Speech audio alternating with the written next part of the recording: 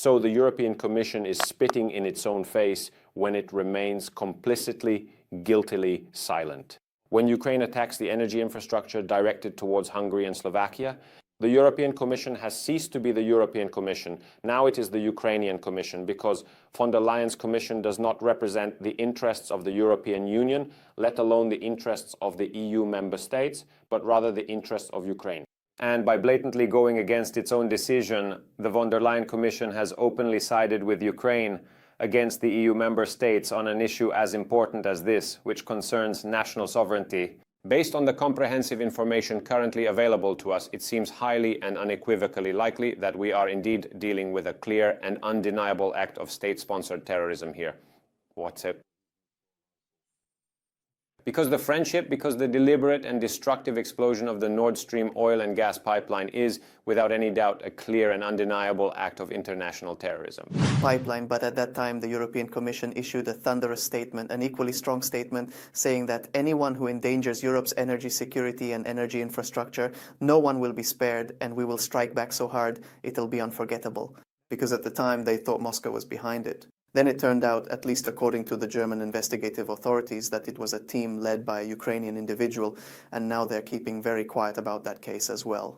Based on the comprehensive information currently available to us, it seems highly and unequivocally likely that we are indeed dealing with a clear and undeniable act of state-sponsored terrorism here. What's it? Because the deliberate and destructive explosion of the Nord Stream oil and gas pipeline is, without any doubt, a clear and undeniable act of international terrorism. A message written on a green background, as if the Polish foreign minister were telling you that the attack on the oil pumping station was carried out by Hungarians. Originally it was about a Hungarian job, meaning Hungarian work, but that's how Világgazdaság translated it. Bravo, for our freedom and yours. How did you interpret it if you interpreted this Hungarian job so that it was carried out by Hungarians? Well, you have to interpret this exactly the same way as when he wrote that the Americans blew up Nord Stream 2, and then it turned out that wasn't the case. So that's why I say Minister Sikorski is quite a peculiar expert when it comes to energy pipelines. We don't want there to be no heating in a Ukrainian apartment where small children live, because those children are not to blame for how a former actor who happens to be their current president behaves or what he does. But one thing is certain, we could cause such difficulties for Ukraine by stopping energy deliveries that it would be like hitting a brick wall. And it's better for the Ukrainians to remember this when, at various drawing boards, they are making decisions about Ina. And with this, I am not judging him personally. I believe that Russia does not pose a security threat to Hungary, and Russia does not pose a security threat to Europe either. And I think there are indeed very strong and compelling logical arguments for this particular situation as well. The Russian army is currently engaged in extensive fighting within Ukraine, and its daily operational progress simply cannot be accurately measured in terms of hundreds of kilometers, given the challenging circumstances. So I really don't think that Russia would attack any NATO member state when it knows perfectly well that attacking a NATO member would bring the entire NATO alliance into play. For a long time, we have been confronted with the European Brussels position that it is a sinful thing to talk to the Russians, a sinful thing to communicate with the Russians. I am very glad that Donald Trump has broken the ice and made it clear that the solution to the war taking place in Ukraine is not on the battlefield, but at the negotiating table. And in my considered opinion, Europe would be acting entirely correctly and indeed in its own very best interest if it followed Donald Trump's lead as soon as humanly possible, and if a high-level meeting, a comprehensive summit between Europe and Russia, were organized as expeditiously as possible, because let us be clear, Russia is geographically here in Europe. There is no European security without Russia, and I'll say its significance is something only those deny who have no understanding of economics or who simply want to ignore reality. German Chancellor Merz went so far over the weekend as to admit that Europe, and he specifically spoke about this, Germany's competitiveness is below rock bottom. He went so far as to say that Russia is part of Europe and we must regard it as such. He still didn't dare to connect these 2 points, that German and European competitiveness could be improved if we once again use Russian energy resources. You mentioned... What I can definitively say is that it's very difficult, indeed almost impossible, to truly imagine, very difficult to truly imagine, that this significant issue did not come up between President Zelensky, President von der Leyen, and the other European leaders involved. Zelensky and von der Leyen, Zelensky and the European leaders are constantly together, always talking to each other. They fill up various social media platforms with posts about how many times they spoke to each other just that day. I find it unrealistic to believe that this issue wouldn't have come up between them. But even if we were to completely set aside this particular speculation, what I can definitively say is that the most profoundly telling and significant thing is that the esteemed European Commission explicitly wrote in an official document that it is indeed fully prepared and ready to take decisive action against any third country whatsoever in order to comprehensively ensure the vital security and integrity of the essential energy infrastructure that is currently supplying all European member states. Is it possible to interpret it differently than I did? Well, it's completely clear what the Ukrainian president is saying. So there is absolutely no room for any potential misunderstanding or any possible misinterpretation here. The Ukrainian president openly, quite harshly, and truly shamelessly threatened the sovereign nation of Hungary.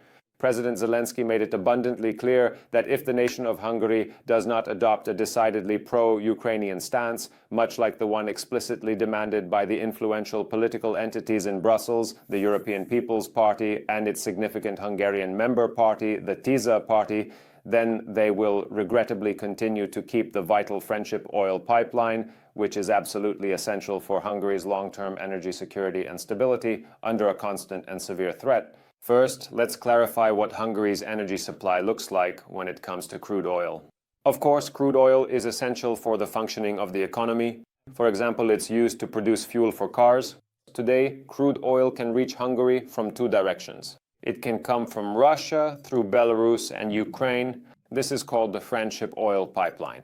And it can also arrive from the southwest, from Croatia, via a pipeline known as the Adria Pipeline. Through this pipeline, we can purchase oil that has been transported by sea. These pipelines have a certain capacity, which means how many million tons of crude oil can be delivered through them each year. Again, this is not a matter of debate. Mathematics is not a political issue. Here, if something is 5, you can't interpret it as 6 or 4. 5 is 5. So we're talking about numbers here which are not subject to political interpretation. So the overall capacity of the crucial oil pipeline coming from the south, specifically from Croatia, is significantly less than the total oil demand of both Hungary and Slovakia combined. I mention Hungary and Slovakia because both the Friendship Oil Pipeline and the oil pipeline coming from Croatia are simultaneously responsible for supplying these two countries. So Slovakia can also be supplied by the Friendship Oil Pipeline and through us by the Adria Pipeline. No one else can. This is physics, this is reality. So buying oil from a country that doesn't have a pipeline leading here is obviously not possible. Again, this isn't too complicated to understand either. So the capacity of the pipeline coming from the south, from Croatia, is less than the oil demand of Hungary and Slovakia. So if oil transport through the Friendship Pipeline is disrupted for an extended period, then the oil supply for Hungary and Slovakia becomes impossible. Not for political reasons, not because we haven't done everything for diversification, not because we don't want to supply the country. It's because physically energy supply is not a political issue, not an ideological issue. You can't solve that with a press conference. You need a pipeline and oil in it. Now, the bombing or missile attacks on the Friendship Oil Pipeline don't hurt Russia, but us Hungarians and the Slovaks.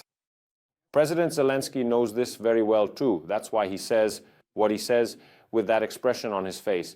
And it's outrageous, scandalous what the Ukrainian president, a former actor, is doing. It is outrageous and scandalous to say straight into the cameras that Hungary can continue to expect that its energy security will be under attack from Ukraine if Hungary does not follow the Brussels position, which would be completely contrary to Hungary's interest. This is outrageous and scandalous. What is perhaps even sadder than this? So these attacks are affecting Hungary and Slovakia. These attacks are targeting Hungary and Slovakia. These attacks are harming Hungary and Slovakia. They have nothing to do with Russia. So what we are seeing here is a very harshly anti-Hungarian policy taking place in Ukraine. And the Ukrainians are counting on Brussels and their local proxies in Hungary to put enough pressure on Hungary so the European Commission is spitting in its own face when it remains complicitly, guiltily silent. When Ukraine attacks the energy infrastructure directed towards Hungary and Slovakia, the European Commission has ceased to be the European Commission. Now it is the Ukrainian Commission, because von der Leyen's Commission does not represent the interests of the European Union, let alone the interests of the EU member states, but rather the interests of Ukraine. And by blatantly going against its own decision, the von der Leyen Commission has openly sided with Ukraine against the EU member states on an issue as important as this, which concerns national sovereignty, since the security of energy supply is a matter of national sovereignty.